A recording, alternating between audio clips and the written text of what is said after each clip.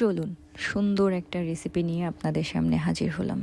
নমস্কার, সবাই কেমন আছেন? আজকের রেসিপি হচ্ছে চিকেন তেহেরি। অলরেডি আপনারা দেখে ফেলেছেন ইন্ট্রো। আর রেসিপির তেহেরিটা আসলে আমি মাটন তেহেরি করেছি, বাট চিকেন দিয়ে কখনোই তেহেরি বানাই নাই। এই ফার্স্ট টাইম ট্রাই করব, আশা করি ভালো হবে। আর এটা হচ্ছে সবচেয়ে ইজি তেহেরি রান্না করার রেসিপি যেটা আমি করি। আর ফার্স্টেই হচ্ছে সরিষার তেল মাস্ট বি, তেহেরি মানেই হচ্ছে সরিষার তেল। আর আমার সরিষার তেল দেওয়ার পরে আমি পেঁয়াজ কুচি, ওর মধ্যে দারচিনি, এলাচ, লবঙ্গ, তেজপাতা দিয়ে দিলাম, তার সাথে কিছুটা লবণ।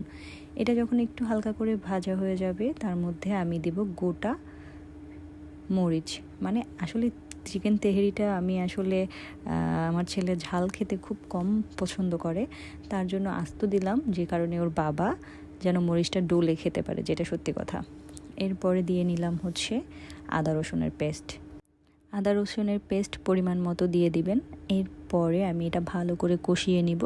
তারপর গুঁড়া মশলা যেগুলো দরকার, জিরার গুঁড়া, ধনিয়ার গুঁড়া, সাথে সামান্য পরিমাণ মরিচের গুঁড়া দিয়েছি, কারণ তেহেরিতে কোনো রকম হলুদ ব্যবহার হয় না।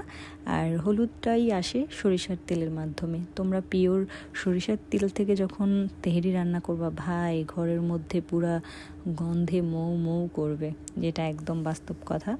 আর তার মধ্যে আমার যখন মশলাটা অল্প পরিমাণে কষানো হয়, অবশ্যই অল্প অল্প জল দিয়ে কষাই নিবা। আমি তো আসলে ওইভাবে ডিটেলসে রান্না সবাই করতে পারে, বাট এক একজনের ধরন হয়তো বা এক এক রকম। আমি যেমন আমার মতো করে রান্না করি। মশলা কষানোর পরে আমি সুন্দর করে চিকেনগুলো দিয়ে নিলাম। আর আমরা তিনজনের জন্য চিকেন তেহেরি, আর সাথে অল্প সলিড পিস আমি একটু তান্দুরি স্টাইলের চিকেন ফ্রাই করেছিলাম।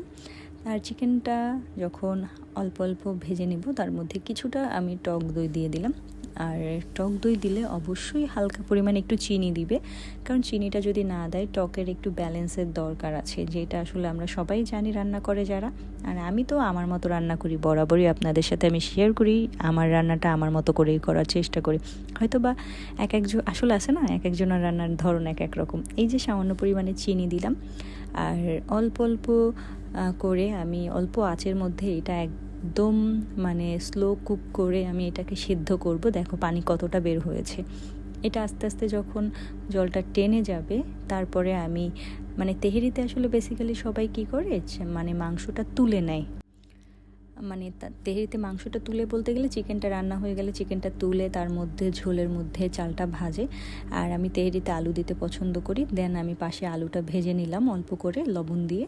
আর তেহেরিতে বললাম না, মাংসটা আমি তুলে নেই না, আমি একদম অল্প মাংস তো আর চালও অল্প, একসাথেই আমি ফ্রাই করি। এটা হচ্ছে আমার শর্টকাট তেহেরি রান্নার রেসিপি। আর আমি সবসময়ের জন্য তেহেরি মশলা ইউজ করি না। আমি আবারও বলছি, আমি ঘরেই আমার যে বেসিক যে জিনিসগুলো আছে, জাস্ট একটু চেঞ্জ করে যেভাবে তোমাদের সাথে দেখাচ্ছি এভাবেই আমি রান্না করি, সত্যি কথা। তারপরে আমি ধুয়ে রাখা, আর অবশ্যই তেহেরির জন্য চালটা আগে থেকে ধুয়ে তোমরা পানি ঝরাই নিবা, এটা খুবই ইম্পর্টেন্ট, মাথায় রাখবা। আর আমি চিনি গুঁড়া থেকে করছি।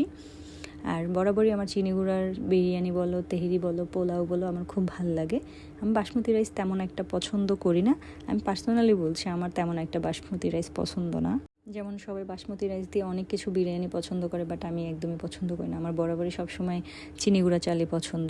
দেন আমার এটা চালটা একদম প্রপার ওয়েতে ভাজা হয়ে গেছে। আর পাশে আমি গরম জল করে রেখেছিলাম, আর আমি যতটুকু পানি গরম করেছি ততটাই আমার হয়ে গেছে। আর সবাই মাথায় রাখবা, তেহেরি রান্নার ক্ষেত্রে আর পোলাও রান্নার ক্ষেত্রে 1 কাপ চালে 2 কাপ পানি, যে কাপেরই নিবা সেই কাপেরই ডাবল পানি দিবা। এইটা যদি তোমরা মেনটেন করতে পারো, তোমাদের তেহেরি বলো, পোলাও বলো, কখনোই নষ্ট হবে না। আর আমার আসলে হিসাব হয়ে গেছে, সেই কারণে আর আমার ওইভাবে মেপে নিতে হয় না। আর এই হচ্ছে আমার তেহেরি। এইটা যখন একদম ফুটে আসবে, দেন আমি একদম লো হিটে, একদম স্লো আছে, এটাকে আমি প্রায় 10 থেকে 15 মিনিট ঢেকে রাখবো, তাহলেই আমার তেহেরি রান্না কমপ্লিট হয়ে যাবে। আশা করি তোমাদের সাথে ভিডিওটা শেয়ার করলাম, ভালো লাগবে। আর অবশ্যই যদি বাসায় তৈরি করো, আমাকে অবশ্যই কমেন্ট করে জানাবে কেমন হয়েছে। চিকেন তেহেরি শর্টকাট ইজি ওয়েতে এরকম মনে হয় কেউ তৈরি করবে না, আমার মনে হয়। আসলে ভালো থাকো, thanks for watching, tata bye.